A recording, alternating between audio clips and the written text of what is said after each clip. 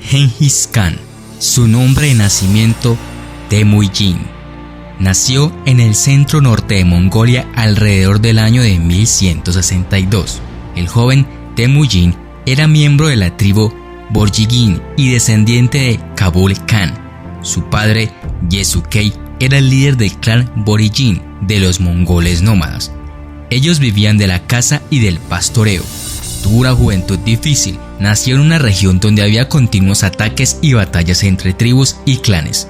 Los niños tenían que aprender pronto cómo pelear para sobrevivir. Cuando él tenía 9 años, su padre lo trasladó para vivir con la familia de su nueva esposa. Estando instalados en el nuevo hogar, su padre recibió una invitación de la tribu tártara rival a un festín con el fin de finiquitar sus conflictos. Pero todo resultó ser un engaño, porque fue envenenado. Al enterarse de la muerte de su padre, Temujin retornó a casa para demandar su posición como jefe de clan. Sin embargo, el clan se negó a legitimar el liderazgo del joven, condenándolo al exilio a él y a su familia. Este hecho generó un ambiente hostil en su extensa familia. Ante la crítica situación experimentada por la familia a causa del destierro, Temujin fue puesto en esclavitud. Su cautiverio duró aproximadamente 5 años. Fue liberado siendo un joven. Tiempo después, Temujin se casó con Borte de la tribu Olkutun cuando tenía 16 años, con el fin de cimentar las alianzas entre su tribu y la tribu de su esposa.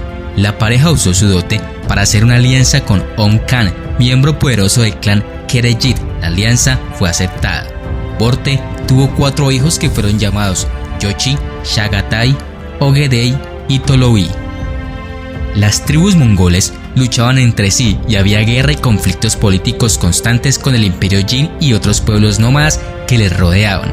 Genghis Khan quería unificar a las tribus. Su método de unificación de las tribus bajo su dirección fue por la evolución de la lealtad con los regalos, la delegación de autoridad basada en el mérito en vez de los lazos familiares, y alentar a las tribus enemigas que lo siguieran siendo indulgente con ellos. De este modo, unificó las tribus bajo su gobierno. Cada vez fueron más los clanes y los grupos tribales del lado de él. En 1206, Temujin había logrado unir o someter varias tribus nómadas, grandes y pequeños países bajo su dominio, incluyendo los merkiks, mongoles, keraits, tártaros y ulgures.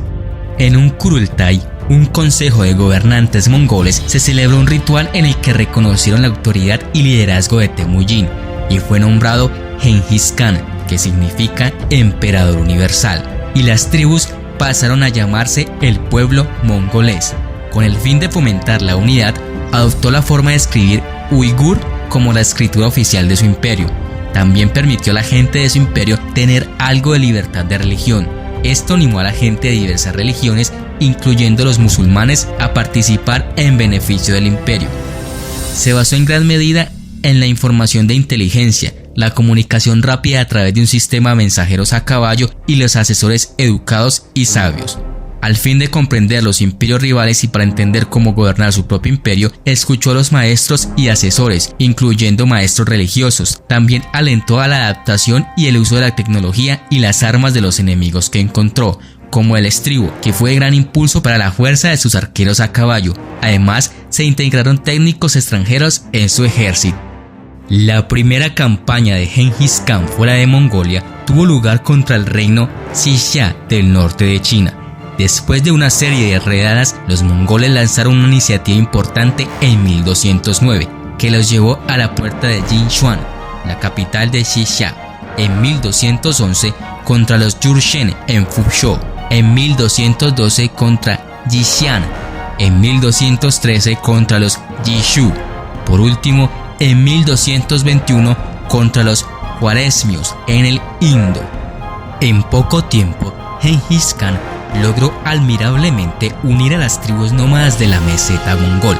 Conquistó formidables segmentos de Asia Central y China, avanzando a lugares tan distantes como Polonia, Vietnam, Corea y Siria. En su florecimiento, los mongoles controlaban más o menos 12 millones de millas cuadradas, similar al tamaño del continente africano. Fue el responsable de muchas muertes a causa de las invasiones, pero también afectó positivamente a su contexto. Otorgó libertad religiosa a sus súbditos, inhabilitó la tortura, estimuló el comercio y estableció el primer sistema postal internacional.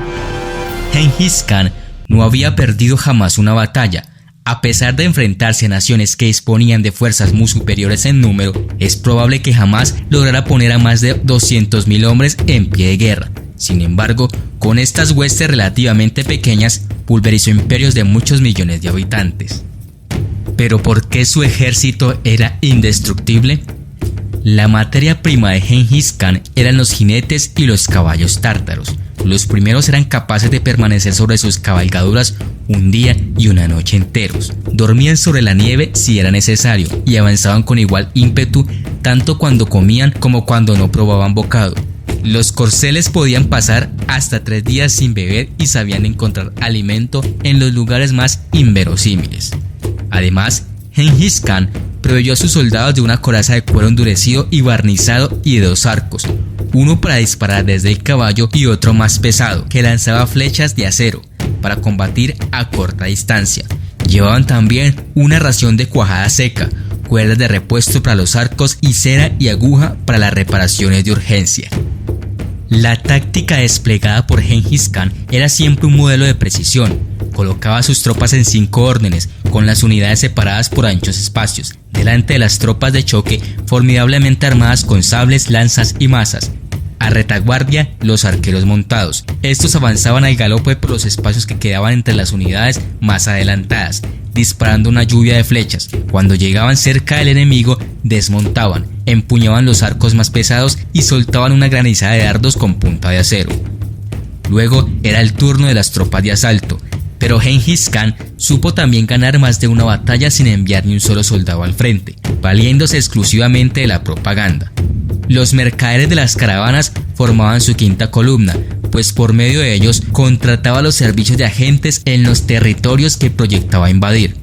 Así llegaba a conocer el detalle de la situación política del país enemigo, se enteraba de cuáles eran las facciones descontentas con los reyes y se las ingeniaba para provocar conflictos internos.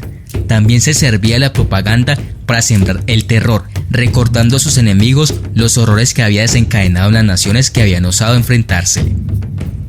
Someterse o perecer, rezaban sus advertencias. En 1220, Gengis Khan estaba cerca de Europa. Gengis Khan reunió la mayor parte de sus fuerzas para regresar a Mongolia, pero envió a 20.000 hombres hacia el Cáucaso y Rusia a las órdenes de los generales Gebe y Subutai. Los mongoles destruyeron Georgia y otros pequeños reinos y derrotaron a un ejército de Rusia. Se cree que los ataques de los mongoles en Europa eran principalmente para reconocer el territorio y que determinaron que era posible para ellos atacar a Europa mediante el uso de las grandes áreas de pastizales que eran como las praderas de Mongolia.